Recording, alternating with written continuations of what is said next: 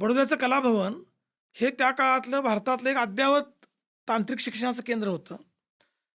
बऱ्याच जणांनाही माहीत नसेल, की दादासाहेब फाळके जे आहेत, भारतीय चित्रपटसृष्टीचे जनक, त्यांना पहिला कॅमेरा सय्यरावांनी घेऊन दिला होता अच्छा. आणि त्यांचं शिक्षण, तांत्रिक शिक्षण त्यातलं बडोद्याच्या कलाभवनमध्ये झालं होतं. म्हणजे भारताला अनेक तंत्रज्ञ देण्याचं काम या कलाभवननं केलं होतं. त्या कलाभवनची स्थापना सय्यरावांनी केली होती 1890 मध्ये. बापरे! टी के गुज्जर नावाचा एक रसायनशास्त्रज्ञ होता.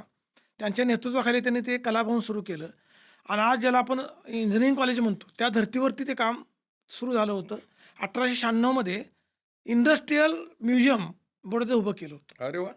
ही अत्यंत अभिनव कल्पना होती. म्हणजे लोकांना शहाणं करणं हे जे प्रकरण आहे, त्याला कुठल्याही सीमा नव्हत्या त्यात. शिक्षण द्या, उद्योग प्रदर्शनं, कृषी प्रदर्शनं, विद्वानांची व्याख्यानं, हे इंडस्ट्रियल म्युझियम म्हणजे वेगवेगळ्या माध्यमातून लोकांना त्या नव्या तंत्रज्ञानाची गोडी लावणं हा त्यातला भाग होता.